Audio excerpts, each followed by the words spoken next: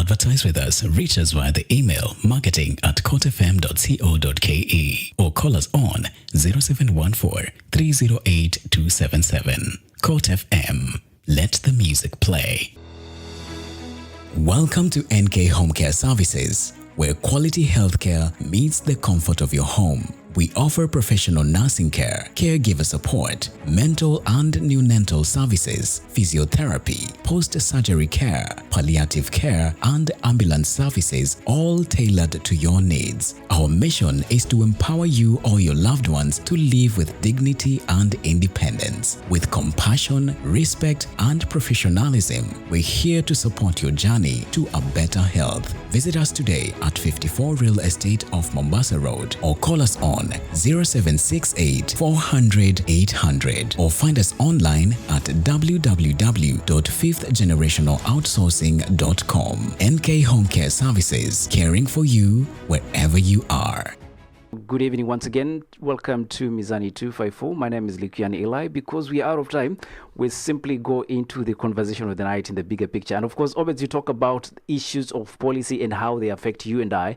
And generally speaking, it also affects you as a listener and a viewer. And therefore, we would love to invite you to this talk. Let's just try and digest and understand where is all this coming from. Probably for you, it's new. Probably it comes at a shocker. But then we'll be able to read out the statement that was released, and then we can be able to proceed with the talk. So, Obeds, back to you.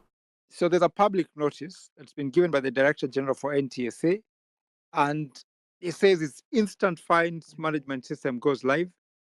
The National Transport and Safety Authority wishes to inform the public that the instant fines traffic management system is now live. The system will automatically issue traffic violation notifications via SMS to motorists where applicable. This process is fully automated and operates without human intervention, ensuring greater transparency, efficiency, and accountability in traffic enforcement. All fines issued through the system can be paid through the branch network of KCB Group within 7 days. Failure to settle the fine due within 7-day period will result in the amount due earning interest. In addition, the vehicle or the driver with pending fine will not be able to transact on NTSA service platforms until the fine is settled. Motorists are advised to observe all traffic regulations and respond promptly to any official notifications received. Further details will be communicated through the official government channels. That's the Director General's message. So, Eli, listening to this, your reading and understanding of it, I have questions, first of all. They say it's automated, but then almost contradict themselves in the same statement, because when you tell me the system will automatically issue traffic violation notifications via SMS to motorists, and it operates without human intervention. We know too well, for instance, right now, there has been a struggle in this country with renewal for the digital licenses. We've had situations. I hear you, Obeds, in terms of the renewal aspect and the digital licenses. But when I look at the issue of the fine system, I think there was also, last time we had the team from NTSA, they were able to discuss in terms of, they were doing trials to see how the system works. And in fact, I remember them enumerating areas such as the Red Hill Road as you head into Geshia, that area in Gigiri. And in their trial period, they were actually able to find people instantly, and drivers or traffic offenders, in this case, who are motorists, were receiving the notifications on their SMS. I don't know why you feel that it has not worked in the past, especially with DLs, because I know that's a totally different conversation altogether. But then again, it's the same team that runs all this umbrella. Why do you think it's not going to work, or why do you have speculations about it in the first place? It's not a speculation, Eli, and I think I didn't get to finish the point. The argument I have is the trial has been done, probably a few messages have been sent to people and been told, you've done a traffic offense and this is what it is. Maybe the pilot phase was targeted at particular people. But the reason why I'm alluding to the car registration and renewal of licenses, you expect that a government that has not been able to sort out that simple problem of driver's licenses to ensure that they can do instant fines. I'm not so sure that works. And secondly, there is another customer on the road that they have not factored in. The traffic police, and I say this without flinching, that the traffic police are part of the problem. They're not going to probably allow it to happen, because what the NTSA are trying to do is to remove the human element from it. I promise you, I don't know how matatus will work in the first place. Will they observe the traffic lights, traffic rules? I don't know. And secondly, part of the reason why maybe matatus behave the way they do is because the police are involved. Because once somebody gives them money or whatever bribe they have given in the morning, then they can do whatever they want. So trying to remove the human element of it. And the other thing is, are the details with the NTSA about the ownership of the vehicles up to date? And can they confirm that that's the case? Because I do believe that the system, especially with government, updates are a bit of a problem. And that's why I'm concerned that even when we want to implement it, it won't be straightforward or easy as it should be. And we have seen with the other things that the government does, how badly they do with them. And I don't want to assume that it's going to be negative, but the record has it that they don't do a very good job of it. Updates are not very good. We can't even renew licenses in good time. God knows what we expect and how the fines are going to be enforced, unless you want the police to be able to also find another way around it, to tell you, we can figure it out, give us something, and then that's we sort of, because that's what tends to happen in Kenya more often than not. Obens, maybe let's try and backtrack this in terms of just trying to put this into perspective, especially for the benefit of those of you who are viewing and listening to this conversation. You might be wondering what we're talking about. We are talking about the issue that the NTSA made a publication about the instant fines management system, and what it means is, if you are a driver or a motorist and you commit a traffic offense while driving, or in your commuting period, you will receive an instant notification on your SMS about the car you're driving, the kind of traffic infraction you committed, of course, the model of the car you are driving, at what time and what hour, and then you're obliged within 7 days to pay up for this fine. If you don't, then there are other consequences that come with it. Probably just to also, try and make all of us be on the same page. This is really a minor offense rules in terms of how people will look at it. But of course, there are some specific categories of traffic infractions that can be looked from simple to complex or dire kind of offenses. It is also a subsidiary legislation to the Traffic Act and was done in 2016. But the implementation aspect of it has been a bigger, delay, dragging, because of course, there are a lot of issues of legislation that have to be put in place and exercised to enact and make this come into play. Again, for the benefit of those of you who haven't been on this platform in the past, we did have NTSA coming here and trying to illustrate to us how this system was going to work. And true to their word, they actually were able to publish today a public notice, which again, I'm going to just read through in order for you to be able to follow. The National Transport and Safety Authority, NTSA, wishes to inform the public that the Instant Fines Traffic Management System is now live. The system will automatically issue violation notifications via SMS to motorists where applicable. This process is fully automated and operates without human intervention, ensuring greater transparency, efficiency, and accountability in traffic enforcement. All fines issued through the system can be paid through the branch network of KCB Group within 7 days. Now, I think when you read through that, I mean, to some extent, I totally try to understand where the NTSA is coming from. we've been talking about automation when it comes to collection of taxes. We've talked about automation when it comes to collection of or payment of licenses, for that matter. We've talked about automation when it comes to some very minor and complex specific services that are being issued, and you as a Kenyan has to pay for them. And to this extent, I am okay on this big step that NTSA is taking. However, then, there's the aspect of human interaction with the system. And then the specific choice of which bank to bank with. Obeds. The bank, currently government is banking with KCB. I think, or most of the government salaries are probably paid through KCB. I could be wrong, but I stand guided on that. Though, Eli, my issue is not whether it's a good idea. It's a very wonderful idea if we had a functional system.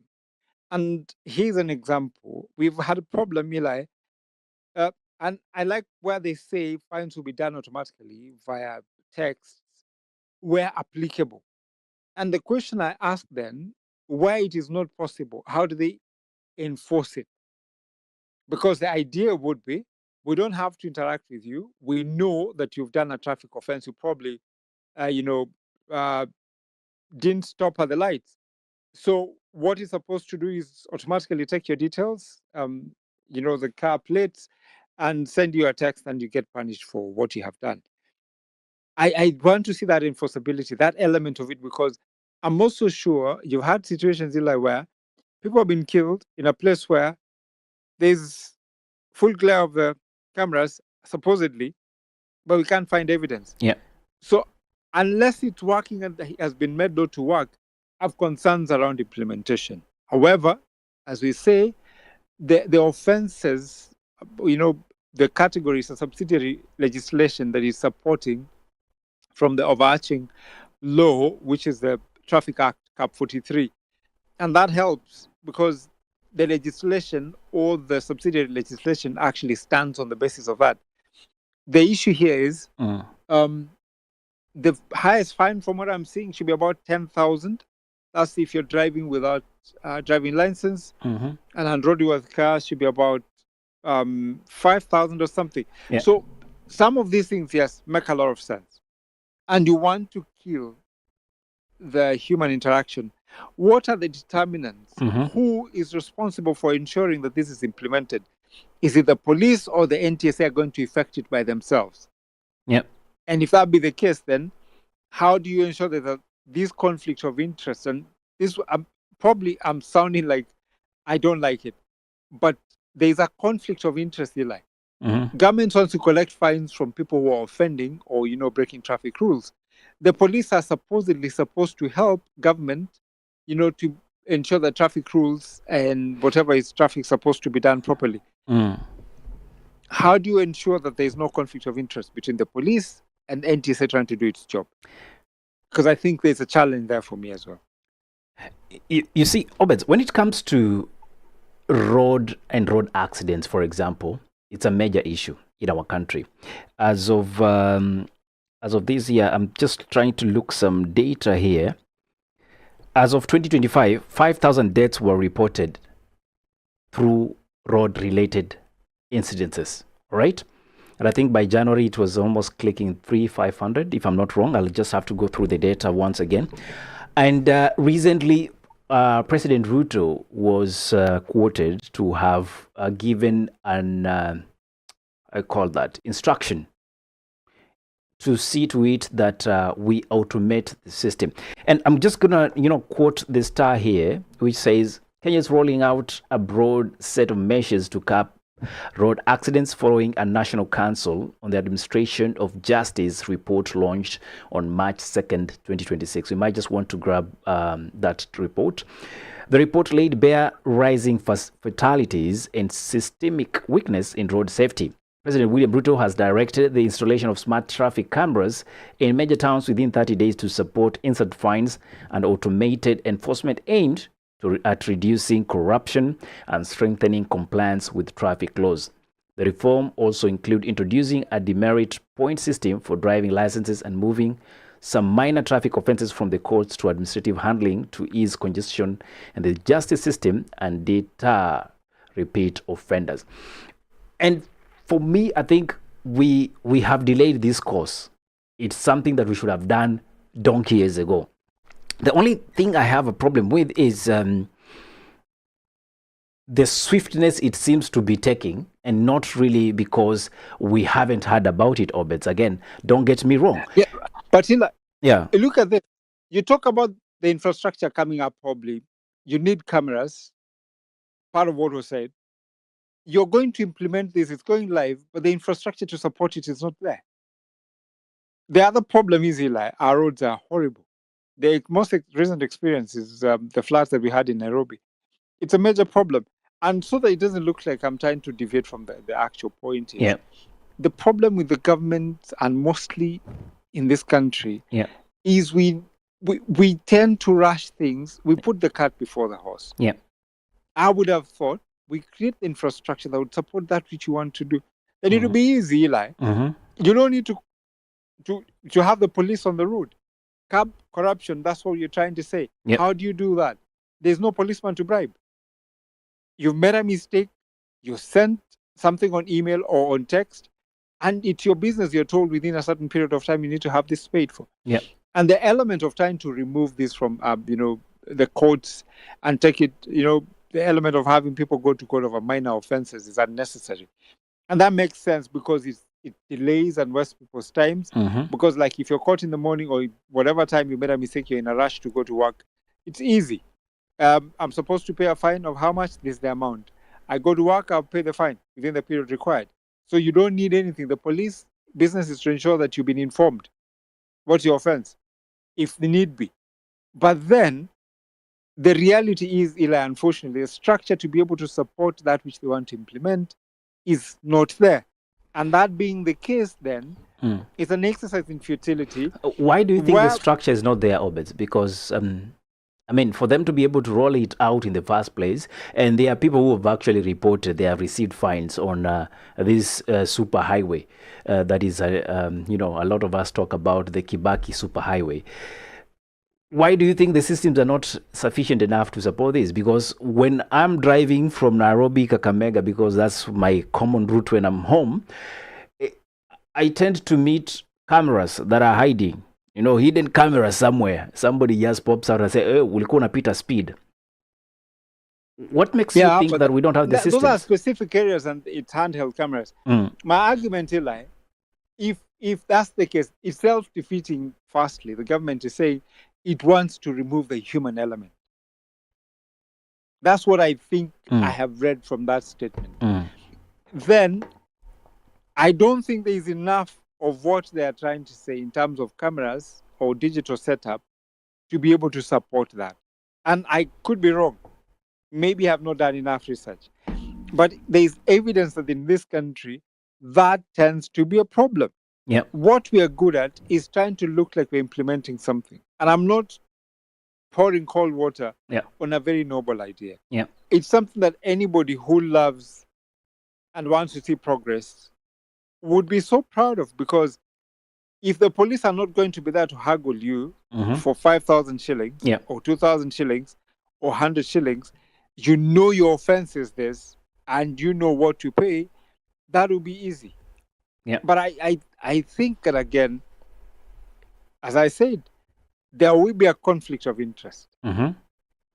And the people who will be stopping on the road and guiding the people would end up... Remember, Eli, even before that, NTSA would probably one weekend... Remember during Uhuru's time, there were NTSA vehicles everywhere.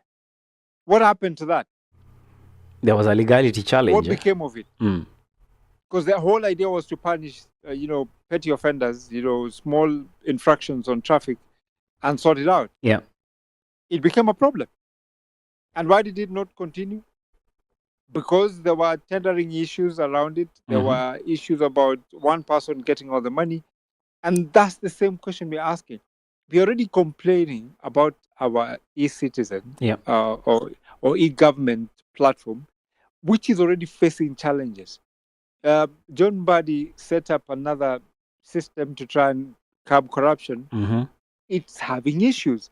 So I think there is pretty much enough evidence to show that government is not very good in implementing anything technology, or it is probably intentionally sabotaged so that it does not work. Let's talk about the intentional sabotage, because I think for me that's where the bone of contention is. When we do have what we'll say favorable systems that will make sure that all of us are equal before the law. I don't know how that practical is either way. But then if I am looking at a very functional system that completely eliminates human interference, I'm actually, to some extent, persuaded to think the way you are thinking when you look at matters, and this is maybe far-fetched, when you look at issues such as the land issues in our country.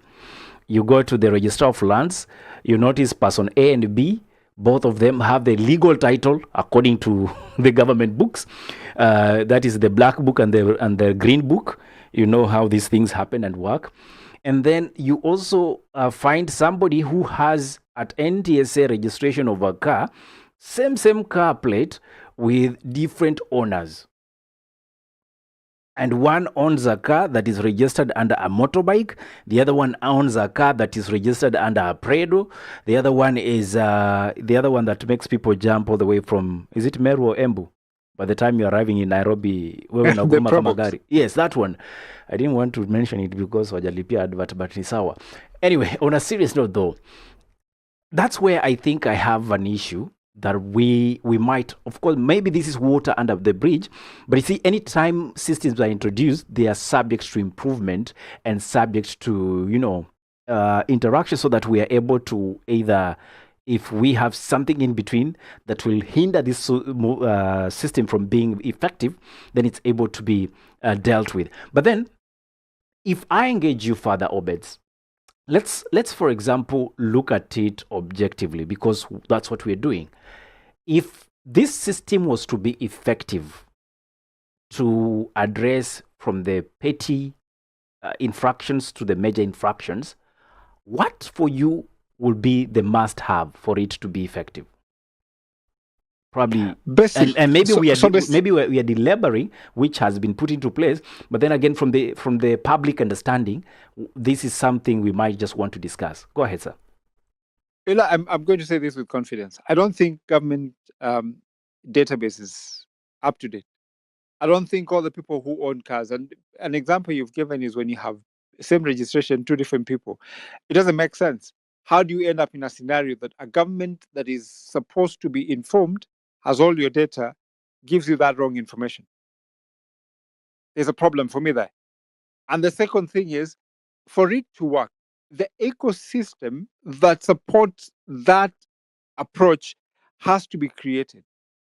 The digital cameras that you talk about, they have to be in place, and they have to be functional, and there has to be a personnel that takes care of it and ensures that the details that support that are up to scratch. And that, so that you don't end up punishing the wrong people. Because the other thing is, transfer of vehicles. A good number of people haven't probably transferred. Somebody's probably the third owner, and the logbook is in the name of the first owner. So, but whose fault is that, Obed? Sorry, whose fault is that? You can't fault that on the NTSA, because hear me out. That's what I'm trying to say. Because it means the information that they have is not correct. But I think one thing I must also maybe bring to our attention is the fact that there are important timelines that one will look at. For example, number one, there's the issue of who was driving that car at that specific point. So you, as the car owner, it is your responsibility to know who has your car. For example, we have couples who share the car. Maybe one is dropping the other one at work, and the other one has to be picked after work. That happens. But by the time you are leaving, for example, Stella here with her duet decided to go and make a wrong turn in the capital, in the CBD, where that turn when you are on which street is this again? Is it? No, it's not Tomboy. It's the other one. What is it? Koinange. No, Koinange. What? Stella cannot go to Koinange. I know her status, but On a serious note, though, when you're driving, I think it's Tom Boyer, if not Tom Boyer, just adjacent to the former, it was, what bank was it again? Standard Bank, just years back, you know? And the thing here is you cannot make a turn there. So at the time of the drive, Moy Avenue should be, I believe it's Moy Avenue. There's a turn there, you can't make a right turn. So you have to go left and then rotate from the other side. So that in itself, it is the onus of the registered car owner to actually know who was driving their car at what particular point. And for me, I think that is also very important, because then it creates a sense of responsibility, not just to the car owner, but also to the driver who is driving. Because now you cannot, you know what I like, Obeds? Assuming you tell a friend, mimi, nachukua gari yako naenda tu hapa Kirinyaga Road. And then I receive a text message, hii gari bije tunaongea saizi iko wapi? Imepita Weybridge na huko iko imebeba mizigo ya and Ruiro. It's headed to Thika. I think it's a win-win situation, Obits. And that in itself, it creates discipline to car owners and drivers. That's right. There's a sense of you're able to, if need be, to track your car. But Eli, once you give someone your car, if somebody borrows it or it's on hire, you have a tracking system as well, if you want it. So you don't need the government to be able to help you to do that. But the question of somebody being dishonest about the whereabouts of your car, if you don't have a system to track it, that would help. But then I think my argument was linked to the issue of how do you tell this car is to one person and you haven't transferred the official handling partly, of the car. Yeah. And it might sound very, very inane to say that. But as a matter of fact, Eli, I think there's a major problem. And that's why I'm talking about the records and the data that the government has. Is it up to date? And for fear of sounding repetitive, have we created that structure and the ecosystem that supports this? Yeah. I don't think we are there yet. And Eli, digitization has been a buzzword for government. Yeah. Every time we're talking about creating technology, but every time we end up not having anything closer to technology, we end up in the same space. If MIS was supposed to solve a problem, but probably we ended up having somebody make money off it, and it's not really necessarily doing the job. Yeah. Because we've seen that procurement in government is still a problem. Yeah. So we're talking about instant fines. I don't know how it's going to work. It is possible. The idea in itself, the development, and the thought process through it probably is a very good idea, because I know Kenyans are not bereft of ideas. Yeah. There are very many good ideas around people. But the problem has always been, as I said again, Eli, it's about implementation. How does this work eventually? Do we just want to have it as a wishful thing that we put it on policy, it gathers dust in the shelves? Yeah. Or we say, like, you had like Sakaja yesterday was being interviewed, he said, there's a master plan we had, but as we speak, it has not been implemented properly. That's the problem I have with our country. We speak eloquently in imagination. We write very good papers, but we cannot implement even a quarter of it. Why? Because half the time the money required, or somebody has ticked a KPI. And an example is probably where I've worked before, where we used to we need to open a new route, like after every 3 months. There was an expansion plan that was there, which backfired. And so for me, history is littered with a lot of failed projects within government. And whether it's digital or whether it's any plan, there is no proper goodwill and genuine demand or desire for implementation. But I can tell you, the idea of instant fines management system is a very noble idea. My concerns would be around the implementation. I see Western has come to the conversation. I wouldn't like to ask him any particular question unless you have a question for him, like a specific. I'd like to allow him to probably make his views or his views known about the NTSA instant fines management system. Awesome. We'll be having Western in a few, and for all of you who are joining in, thank you very much for joining the bigger picture conversation. Today we just want to understand you as a motorist. or possibly a user of public transport system, do you feel like the NTSA instant fines management system is actually a solution to most of the issues we've had as a country when it comes to traffic offenses? Give us your suggestions and, of course, your comments in the chat section. Remember not to forget the hashtag, the bigger picture. In the meantime, Court FM. Let the music play. The Bigger Picture with Obet Oriku and Likuyani Eli. For more information, visit www.mizani254.org. Mizani 254, where the scales of balance are restored and meaningful conversations thrive. To advertise with us, reach us via the email marketing@courtfm.co.ke or call us on 0714 308 277. Court FM. Let the music play. Welcome to NK Home Care Services, where quality healthcare meets the comfort of your home. We offer professional nursing care, caregiver support, mental and neonatal services, physiotherapy, post-surgery care, palliative care, and ambulance services, all tailored to your needs. Our mission is to empower you or your loved ones to live with dignity and independence. With compassion, respect, and professionalism, we're here to support your journey to a better health. Visit us today at 54 Real Estate off Mombasa Road or call us on 0768 400 800 or find us online at www.fifthgenerationaloutsourcing.com. NK Home Care Services, caring for you wherever you are. and welcome back to the bigger picture. We have Weston, as always. Great to have you here. Good evening, sir. And Obed's told me not to ask your question, so welcome to the floor, sir. Yeah, good evening, Eli and Obet and everyone. Look, you see, we've talked about technology before, I suppose. Technology relies on human agency. I think most of Kenya's policymakers don't understand that. That's why they're fixated with the technology. If you're corrupt, the system you come up with will be corrupt because it doesn't have its own agency. If you are racist, the technology you come up with will be racist.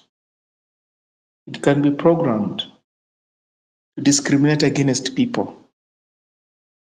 And then you argue that it's the system that rejected you. No, the system does not reject anyone.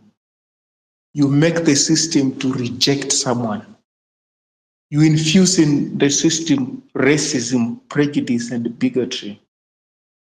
You infuse in the system, in technology, corruption. The only challenge with doing things manually is that it's slower. But it doesn't mean things that are done manually are inefficient. No, it's just that it's slow. But it doesn't mean when you do stuff, keep records manually, you're inefficient. I think they think like that. Or that you're corrupt because you're doing things manually. No. It's a question of time. So technology only saves on time, but it doesn't guarantee efficiency. It doesn't guarantee a corruption-free ecosystem. I think we don't appreciate that well enough. So somebody tells you, okay, you can apply for renewal of your driver's license online.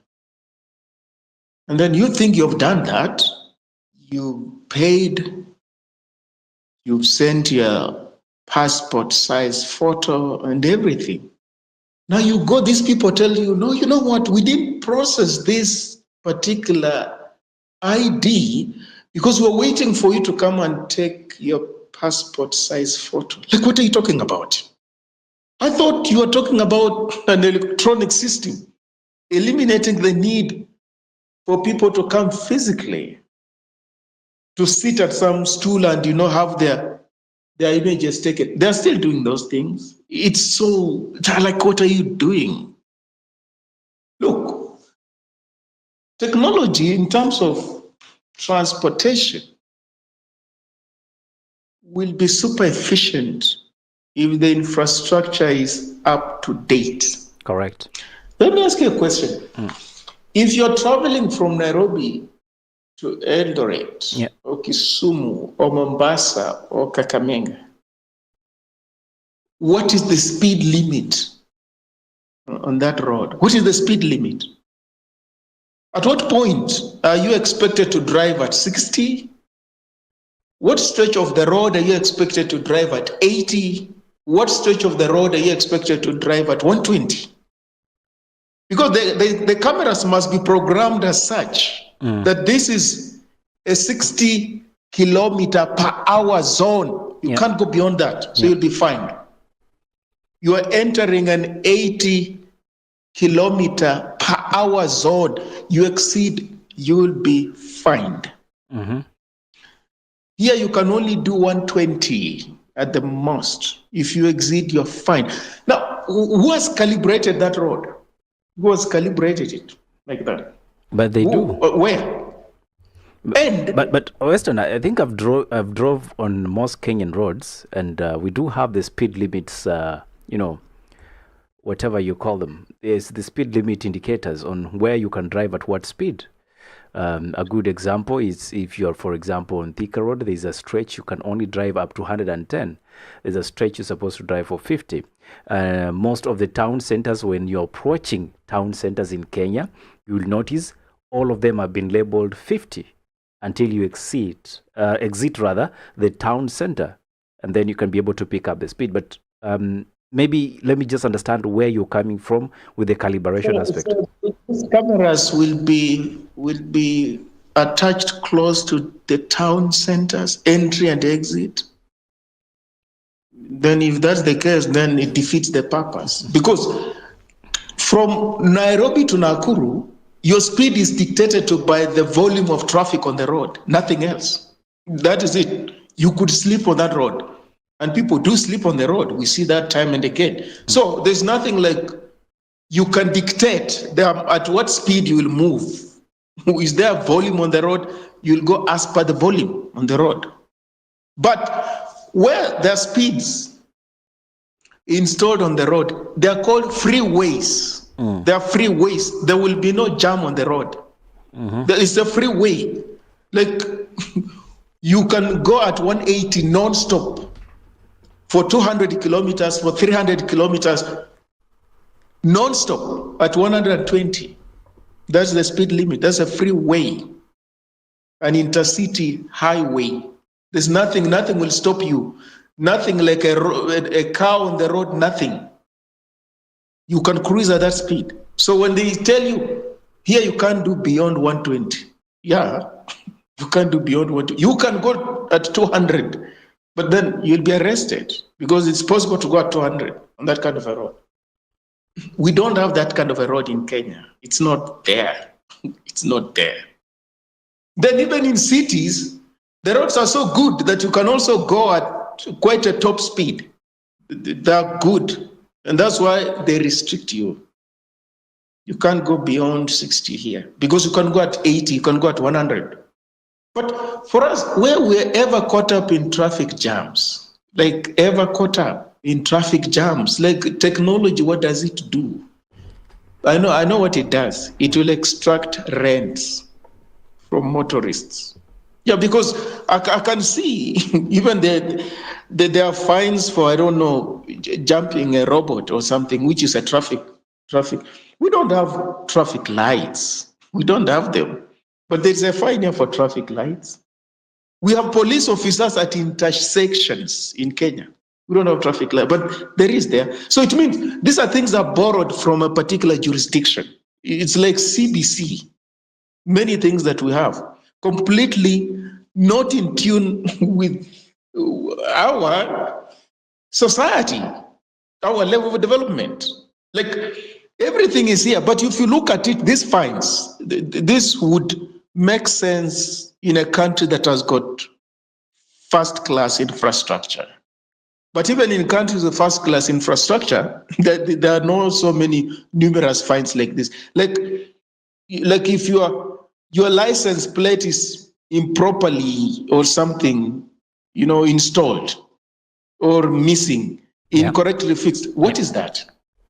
What does that even mean? Do you know why somebody's license plate may be sitting in a way that you think is not properly installed? Maybe if you are joining us in the chat, I would like to understand what has been your biggest struggle while driving on our Kenyan roads. The question is, what has been your biggest struggle while driving on our Kenyan roads? I think you're being generous and also probably being optimistic. The truth is that our roads are not well labeled. And part of the problem that we have, even in your own, there's a contribution you made and you talked about how many accidents we've had and or fatalities that we have from road accidents. They're quite high. Part of the reason is our roads are very bad and they're poorly lit. And the other thing is, in terms of clarity on what speed should be where, it's not there. And then let's be fair to each other. There are some places that they have done very well, but a majority of the roads are very bad. And that's part of the reason why night travel is actually just almost intentionally walking into a death trap. You've seen that problem happen when most of the accidents have happened at night, and terribly so. Even during the day, sometimes the fatalities we suffer is because you're not so clear what speed you should be on. The fact that police are hiding somewhere, Eli, and have a speed gun and tell you at this place, for instance, the time I've been arrested and I'm thinking, there is nowhere. The road is very open and clear, and I'm at 120 and I'm told I'm too fast. But there's nowhere to show that there's a speed limit I should go with of 100 or something. So, in all honesty, we can do better. We can do better. And I don't think in your generosity, you're being fair to the people that have suffered the brunt of bad roads. The Bigger Picture with Obet Oriku and Likuyani Eli. For more information, visit www.mizani254.org. Mizani 254, where the scales of balance are restored and meaningful conversations thrive. Welcome back to The Bigger Picture. Clearly, it's a bigger picture. When you expect small things, big stuff happen. And for the benefit of those who are joining us, we are looking at the NTSA Instant Fines Management System. The system is live and kicking. And if you are interested to know what is happening, you definitely want to stay in this call for us to be able to proceed and engage with you. Watuandudhi, as much as they save the day, they are very rogue. That's my pain point. That's according to Stealth. Thank you very much. For those of you who are wondering Watuandudhi ni akina nani, these are the guys that ride around in the name of dropping you from point A to B with Speedy Gonzalez speed. For some of the challenges, mashimo unaweza anguka ndani na utoshe the reckless mirror drivers. That is according to Liz. Thank you very much, Liz, for your response to the question you are asking as we try to look at the issue of the instant fines management system by NTSA. Obed, I'm going to just go back to you. I hope you did not throw your train of thought away. There's a lot of work to be done yet in terms of having our roads signage is very clear and well labeled. And the roads themselves, their quality is one thing. And that's part of the problem. There are places, Eli, if you drive at night, you don't know what's going to happen to you because you don't even know. You're almost driving blind. You drive by grace. And so when Weston was speaking, I think I was certainly in agreement, especially when he talks about speed limits. You don't know where to drive what speed at what speed. There are some, maybe if you live, after you leave a major town or a town center, there's bits of that, but after that, like there's nothing. So I don't know how government, honestly, does it have the ecosystem? And I keep asking this question. Or are they doing this because somebody has to get a tender? And I asked the conflict of interest between the police, who are currently the beneficiaries of When you do a traffic offense, however minor, whether it's minor or major, mostly the police will find a way to tell you, we can talk. So how are they going to let this system work? And so digitization, again, as I've told you, is a buzzword for government. It's an opportunity for government to misuse resources or steal. And there are so many examples, Eli. We had a Huduma number idea. We've had, a digital ID, which does not even look like a digital ID. And I talked about currently people cannot even renew their licenses, their digital licenses. You renew, you take a whole year, you still don't have it. Or some have even... Why do you need it, Orbit? Ebu, elevate my brains and my understanding on this. Why do you need that digital driving license? To look classy? Not classy. Your government requires you to have it. Not me. Well, I've never turned in my old one, and I'm still a very valid driver because I have to renew mine annually on the e-Citizen. Do you know your government even requires that you need to have new number plates? Is it because... has it worked efficiently? Yes, it has, Obet. That's how they are able now to read your number plates and digitally, configure them in the system, Obet. What are you saying? Not everyone has that. Not everyone has that. No, come on, Obet. There was a timeline to that. I think now you're spinning a story. My view. Okay, Eli, let me put it to you this way. Put it to me then. Let me put it to you this way. Yeah. There are people who drive using the old number plate. Where do they drive? Nothing has happened to them despite there being a deadline. Can anyone check for me? When was the deadline to hand in the old there was number a deadline. plate? There was, yes. Was there an extension? People are driving around with old number plates. Obed, unless you can prove that to me, I think I see Western's hand is up. And this is not to me trying to push you over, Obed. I'm just trying to be, the devil's advocate here. Western, your hand is up. Eli, I think the way we do things looks normal until one gets to see how things are done elsewhere.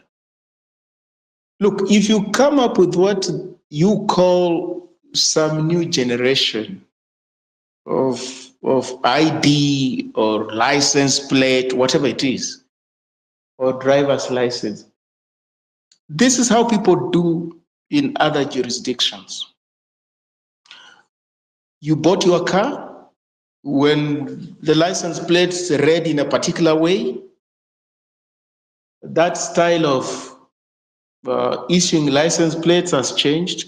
Now, it starts applying for those who are buying cars or engaging in transactions going forward, not you, who already has got a car with what you would call old license plate. You are not obliged to go and get a new license plate. For what?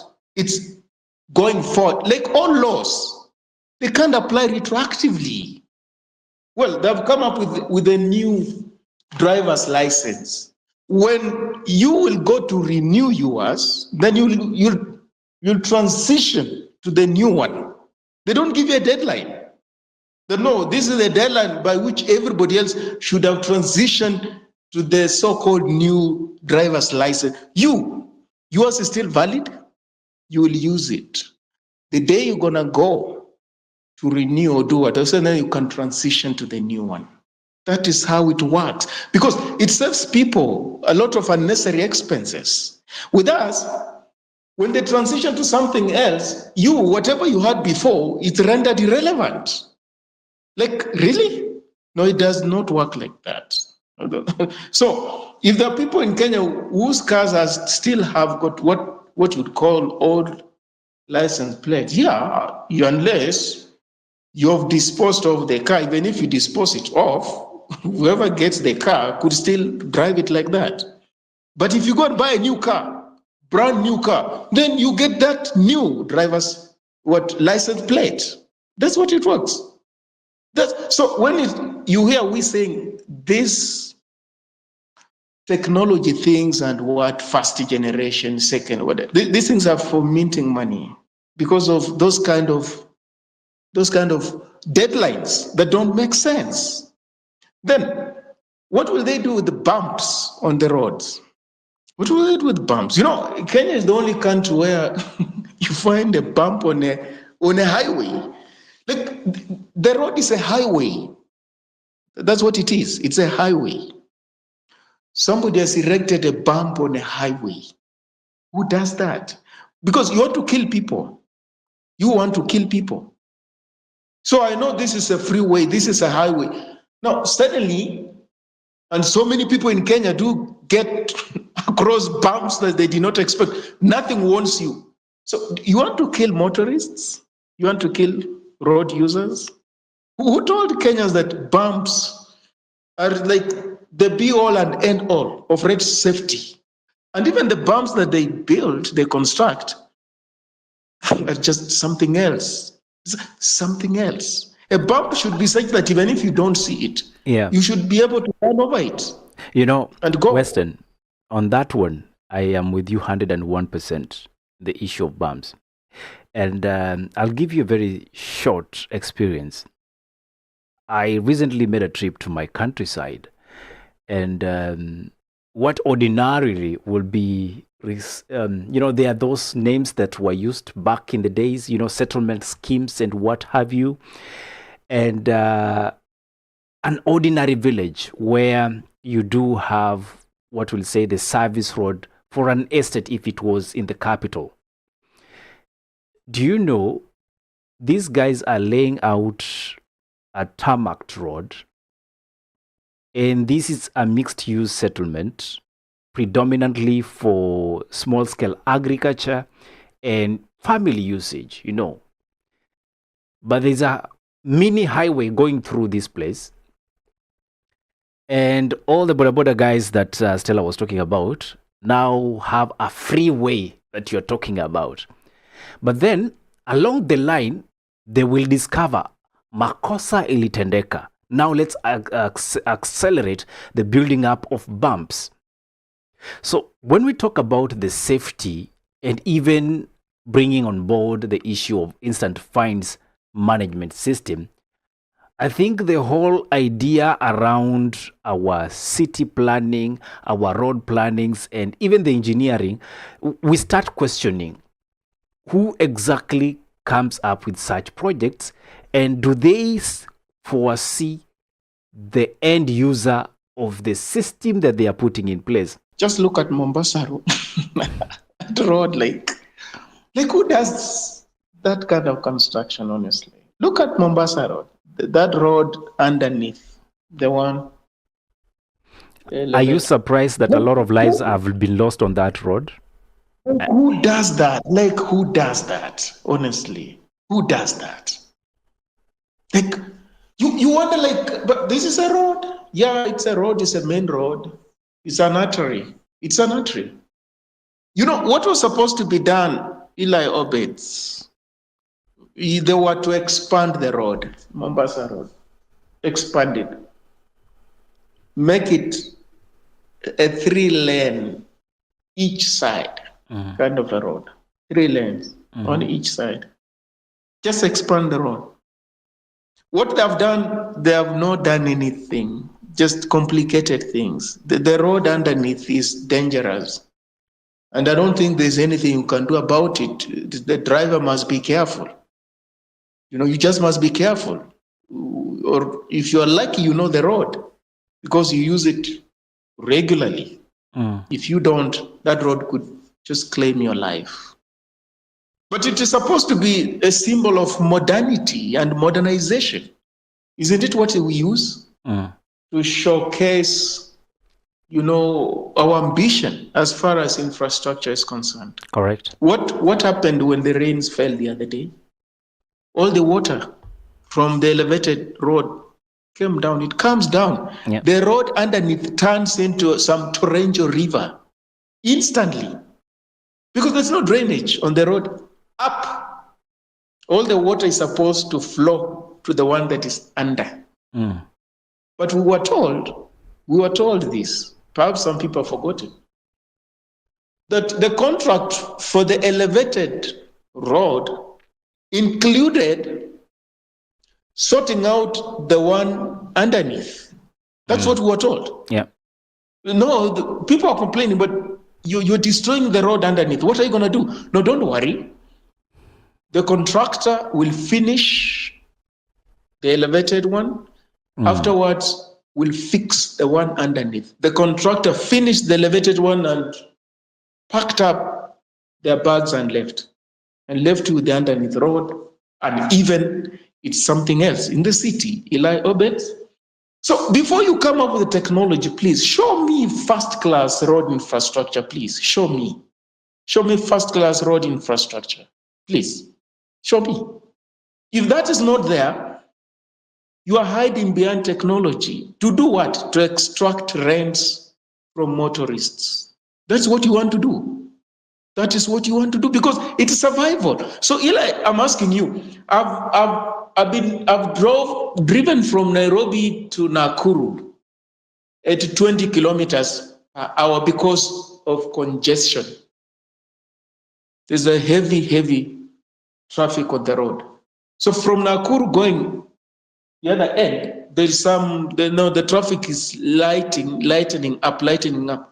So at what speed do you expect me to go? And I've wasted so much time from Nairobi to Nakuru. So then the question becomes, Weston, what then is the solution to these annoying traffics, to the annoying accidents that are taking lives, to what I will say the excess floodings on our major highways, including the road now you talk about beneath and above, and just to make you smile, please remember when the road beneath was flooding, the people on the road above told us we can use the road above for free until some hours. Just kukusaidia. Yeah, because there's no shortcut. There is no shortcut. You can't be anything unless you modernize your infrastructure. You have thought that connects, let's say, these major towns. It should not be anything below 2 lanes on both sides. Ideally, there should be 3 lanes, standard. From Kakamega to Kisumu, 3 lanes. Kakamega to Eldoret, 3 lanes.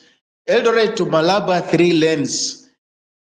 Nairobi to Mombasa, 3 lanes, both sides, including an emergency lane for fire trucks, for ambulances, and those kind of vehicles. There's an extra. So effectively, you're talking of 4 lanes, both sides of the road. That's massive. That's infrastructure we are talking. Now, where there's less population, the road that Obet is talking about in Nyanza, less traffic. Now, 2 lanes, both sides of the road, 2 lanes. And it's not like you divide them with some piece of chalk. These 4 lanes are divided by a piece of land in between. So that, because they're going very fast, if anybody was to lose control, there's no chance that you'll get into the oncoming traffic. There's a land in between that you can't get onto the other side. Or some very weird person, you think you can just, make some U-turns. You can't. You cannot. We don't have that infrastructure. And then at night, as Obed said, it is cheating death. Trying to drive at night in Kenya, you're cheating death. But how do you move goods and services, people, capital, if you can't move 24/7? How? Now you tell me, in the US, if you're to make it difficult for trucks to travel across the country, what would you do? Tell me how goods move in that country, so big as it is. It could be any other country, name it. How could they move? So that people have to wait until daybreak to start moving. What would you do? People have to move at night, during the day. But it must be safe. Moving during the day as well as moving at night. It must be safe. The roads must be lit so that even if my lights are not working, I still am seeing where I'm going. I can see the road clearly. But please don't drive with the headlamps that are not functioning. It's a traffic offense. I know what you meant, but I'm just trying to remind our viewers and listeners not to do that. Unategemea taa za barabara. You'll be flagged in other countries and you might get it wrong. But Weston, I get the concept of expansion of roads being one of the issues, especially to ensure traffic is flowing. But what I also, and that's why I referred to the issue earlier on about the village roads. Most of these roads are being made for motorists, not for pedestrians. That for me remains a big issue, because then the pedestrians end up using the motorist way, and what is that? It's a recipe for disaster. Thank you, Obed. First and foremost, I think it's long overdue, the instant fine or flash. I will give you my perspective, mostly based on Dubai or UAE, if you like, because we have a real-time fine management system with a flash, such that if you surpass speed, we are always given a caution of 19. For example, if the road is marked 80, you can actually go up to 99. If you go past 100, then you get fined. So we always have that allowance. I think also in US and other areas. That's the first thing. The second thing is, Obed, I would like to discuss this more based on the data, so that we can make we can discuss this point of radar, we call radar or flash or cameras, instant cameras, based on the data available. What is the goal? What is the objective of putting these cameras, on the road? Is it to prevent accidents? Is it to to punish motorists? Because I don't get it, because someone was complaining that there are some roads that are like they are put 80, and actually you can't even go to 81. And when it's 80, it's as slow as snail, while the road is clear, no traffic and all that. So that's why I'm asking, what is the purpose? Do they have data to prove that most of the accidents are caused by overspeeding in certain areas? So when they put these cameras, for instance, in Dubai, they put them at strategic places whereby they know either the road is there's an intersection or there has been accidents before. They put them based on data. They don't just put them. So I think in Kenya they were just putting them maybe to punish motorists, or this thing called FOMO, fear of missing out, or to sound woke. Because Obed, I think for you to put this topic also, I'm sure you have a little bit of background data which you can present to us.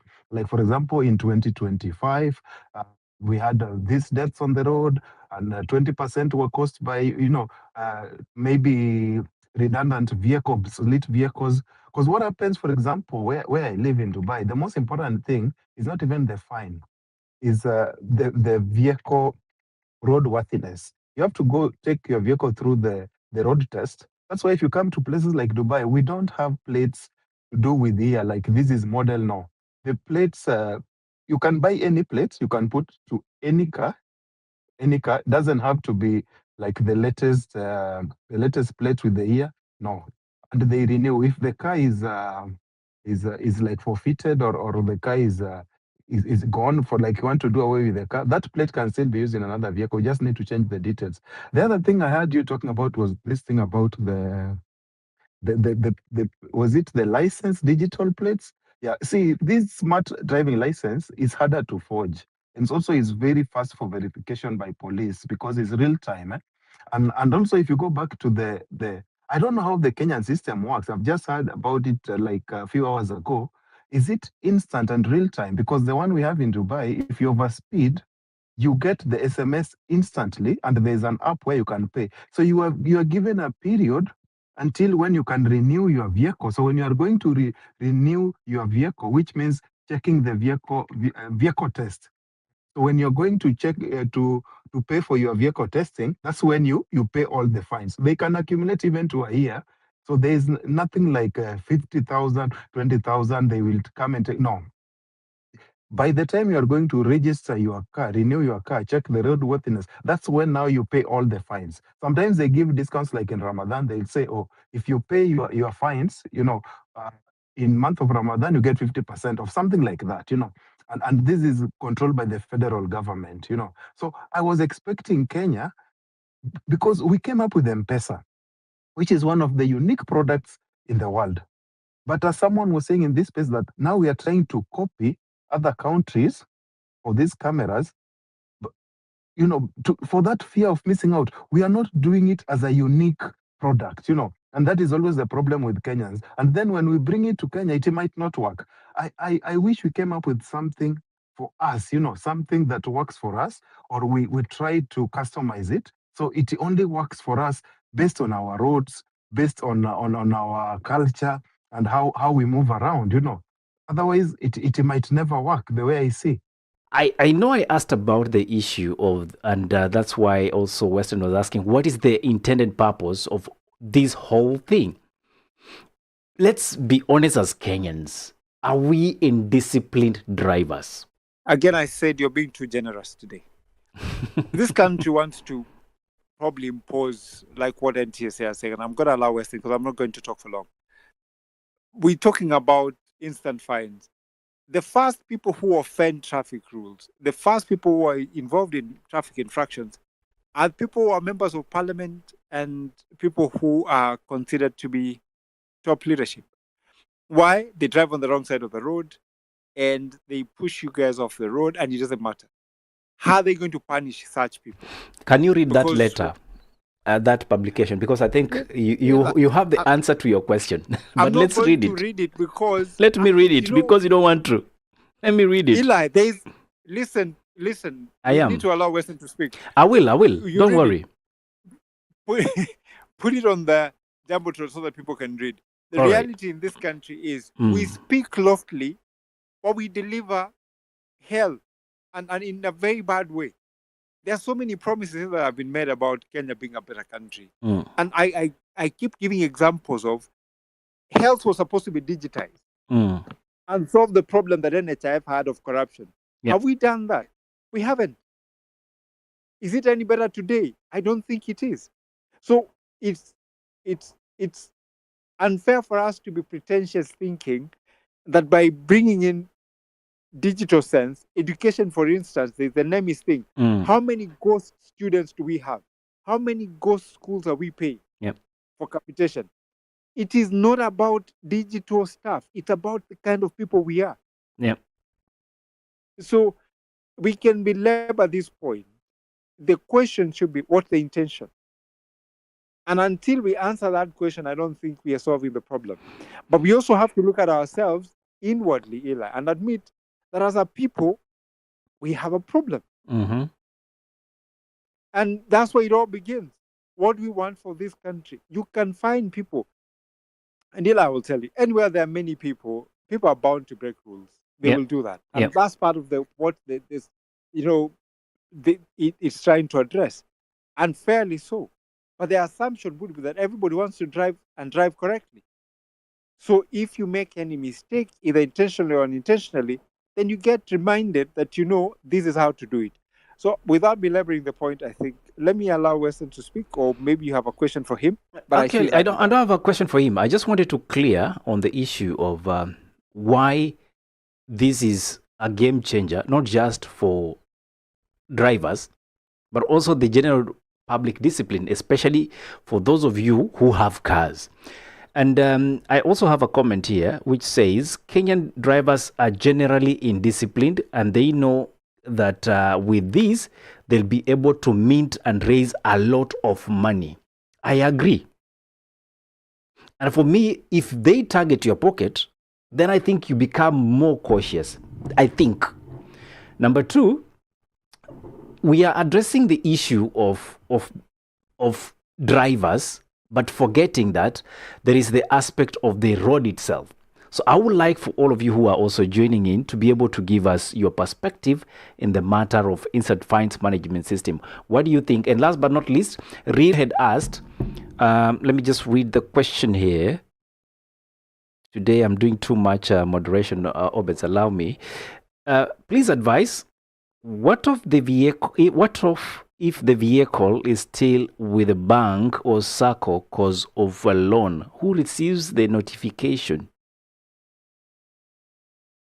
Good question. That's the driver. Okay, real from knowledge-based information. The time of driving is the driver that causes the infraction that actually ends up paying the fine. However, the individual that owns the vehicle receives the notification because the registration is under their name. All right? Upon them receiving that notification, it is incumbent of them to present this notification to you, the driver, given time T on date A, that you are driving on road B, you will have to pay. And even if you were to run away, it is now the duty of the car owner to pay, which I think some of you mtanyimwa magari. Kwanzia leo Obeds, gari yangu sipeane. Western. Well, I think, yeah, Kenyan roads are amongst the unsafest in the world. You can say because of the bad state of the roads, but it's also because of the culture of ill discipline. It's not matatus. It's not the border youth. By and large, motorists on Kenyan roads are ill-disciplined. And it's always said, if you observe the behavior of motorists in a particular country, it's a window into how the public culture in that country is. It's a window. How patient they are, the recognition that this is a shared space. We are not in a rally race, those kind of things. That's how they behave in other aspects of their lives. So there's a lot of impatience on Kenyan road. You just see somebody you'll think now, this person here really, from the kind of car this person is driving, must be really somebody polished. But they're just throwing rubbish through the window onto the road. You see it, just some rubbish from some car, and it falls on the road.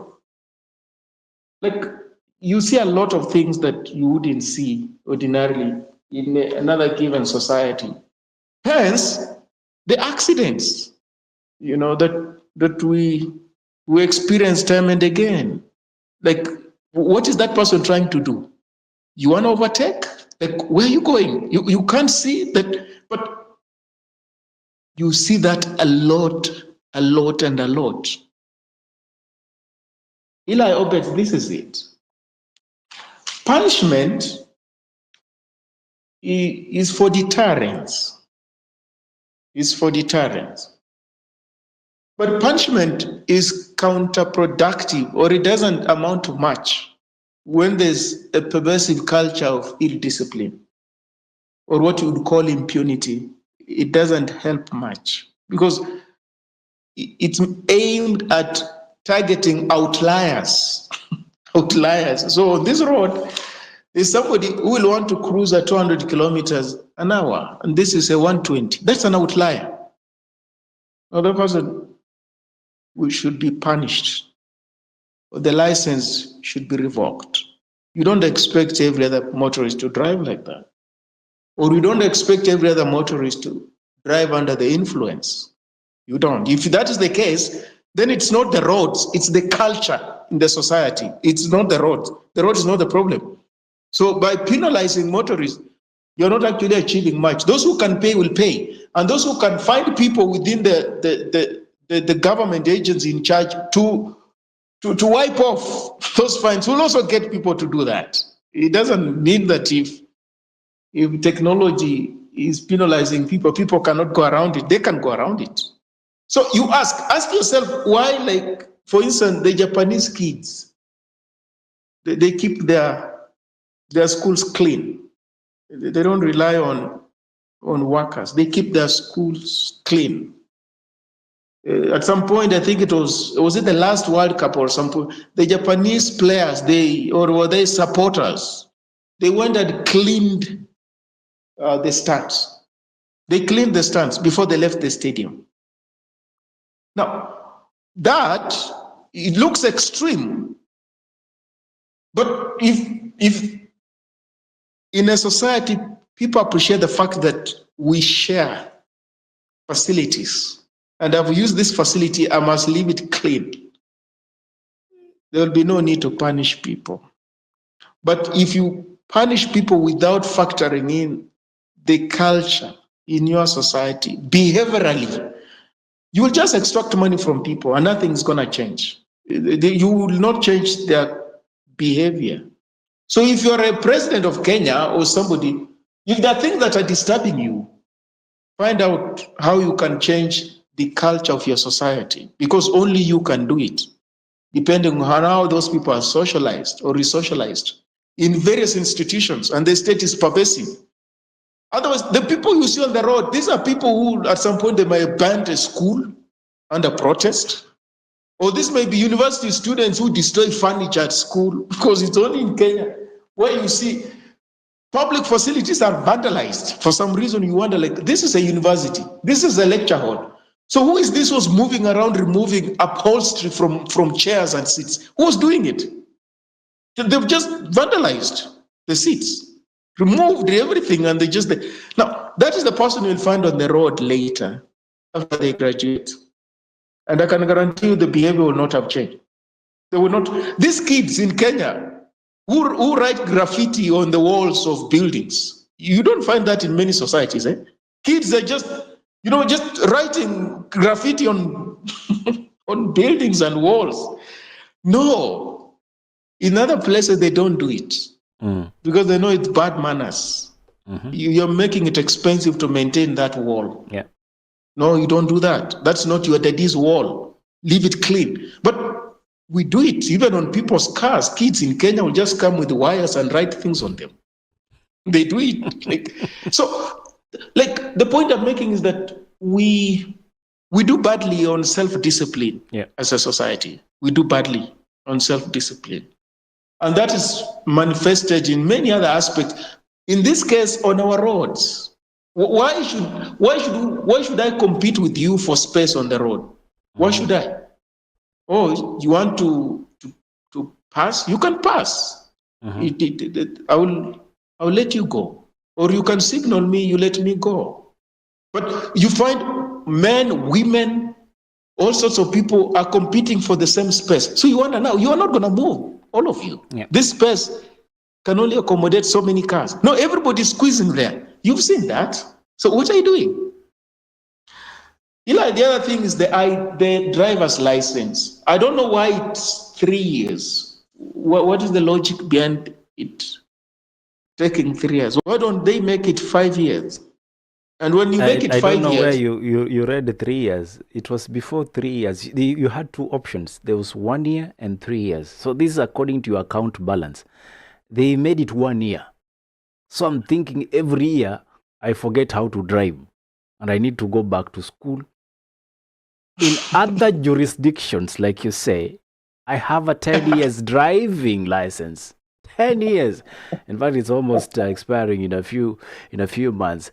But the point here is, I know there have been a lot of changes in, just like football, some things change. But I think the whole aspect of driving, it's also subject to the highway code, things that are changing, and including the roads themselves. I don't know if our roads have been changing, except the fact that they keep adding road bumps. Unafika, unasikia, pap, kwa umegonga gari. No, you see, the thing they'll be interested in is your sight. Because the more you drive, the more you get better at what you're doing. Driving is not from a driving school, it's from driving. So if you've been driving for the past 5, 10, 15 years, surely, the only thing they'll be interested in is your sight. Is your sight still okay? If you got your driver's license without any need for glasses? Do you still need? But they can't retest you. You've been driving consistently. Like, that's why this 1 year or 2 years or 3 years, like, it doesn't make sense. And when you give it out for 5 or 10 years, what it means is that that thing effectively becomes an ID. It's an ID. So if you go into a public office where they're asking for an ID, they say, no, your ID or your driver's license will work. The system can recognize you by use of your driver's license or your national ID, if that country has a national ID. That's what it is. Like, you save people a lot of trouble. Like, I don't know, we borrow things from other jurisdictions. I don't know what we borrow, but there's some very progressive things that, for some bizarre reasons, government people don't want them. That one they can explain. They don't want them. Like, a passport should be for travel. You are getting out of the country, go look for your passport. Within Kenya, that thing, keep it in your cabinet or whichever. You don't rock up with it in a bank, or you want to vote. You want to vote, come with your ID or come with your driver's license, not your passport. Your passport is for you identification out of the country. The passport, that's what it is. We use it for M-Pesa withdrawals. Why are you like this, Western? You know why? Because, again, systems. There's a reason why people do certain things, and when you look at them, you realize, you can see the logic. So, in a country, they can tell in their system, people who have got passports are foreigners. That's how they tell. People are not foreigners, they've got IDs or whichever they use for identification. They tell immediately. Anyone who is using a passport is a foreigner. But in your country, if everybody can use anything and anything, like, it becomes difficult really to ascertain how do you clean that system when it has got all sorts of documents. How do you clean it up? It's for orderliness. That's why they are deliberate like that. Look, your passport is for travel. Once you are done, you keep it. If you want to do any transaction within the country, come with your ID or come with your driver's license. We'll do transaction with you, period. But with us, anything and everything goes except the driver's license, which most Kenyans have. Can you imagine, Obets and Eli? Most Kenyans have driver's licenses than passports. But for some bizarre reason, a passport is used just like an ID than a driver's license. Can you see how bizarre that is? Isn't that bizarre? It's bizarre. It's just because, it is seen to be a prestigious document. Like, I don't get it. Like, I don't get it. I don't. And then, Eli, Obets, have you ever realized that since independence, even with the current generation of license plates, for some reason, that license plate at the back of the car, that thing, it doesn't fit in many cars. I have never understood why, like, nobody has realized that. That license plate at the back, it looks awfully on some cars because it's more like have to make them. They're in prison. They don't see the cars all the time. So the dimensions they have is what they're using. Well, but they're given instructions. Isn't there anybody from whichever who gives them instructions on what to do, how to make the thing? Like, that thing looks like more like a square, but that thing is supposed to be rectangular. Like no car anywhere in the world. Do you find that part at the back?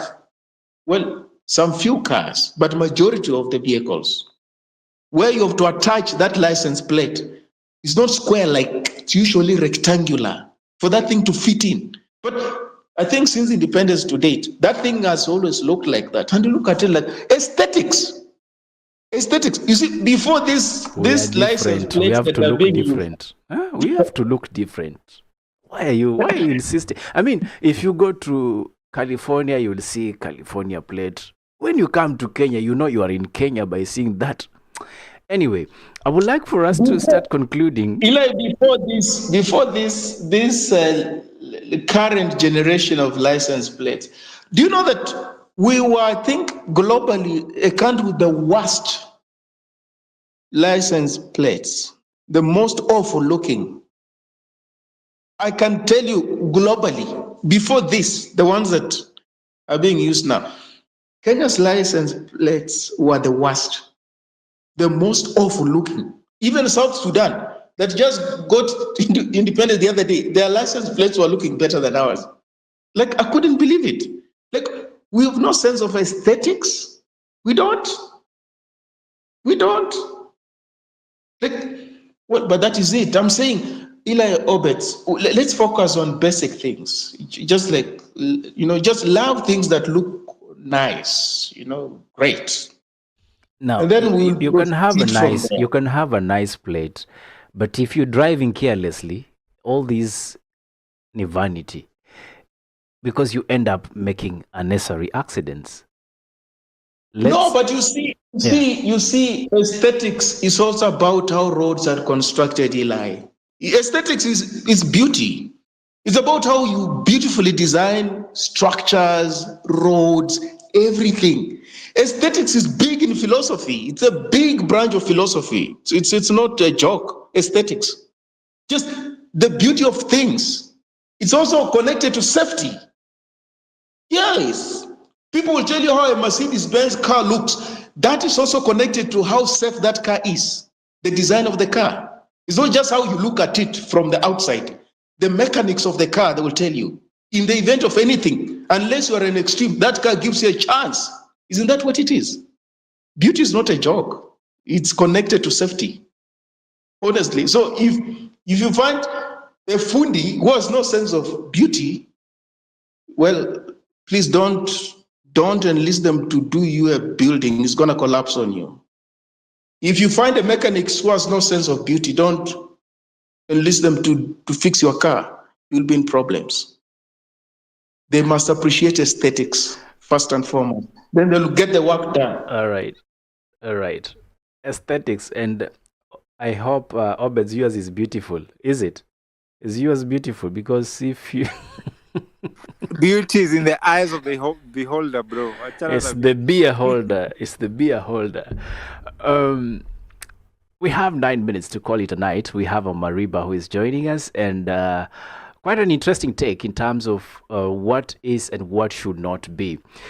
Great to see all of you who are tuned in tonight as we try to have a conversation on the instant fines management system. Quite a lot has already been discussed, and we're trying to just wrap up. So, Omariba, how are you doing, sir? Good evening. Omariba, if you can hear me, good evening to you. I guess that's a call to know, Obeds.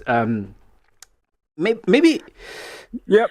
As we try to wrap up, Obeds, I think one of the biggest takeaway I have from this conversation is the aspect of having our groundwork done, and that for me it's important, because then it will be useless if we have so many instant fine coming in or SMSs, and there's still an individual who can come and overwrite that, unless in reality the infraction was not an infraction in the first place.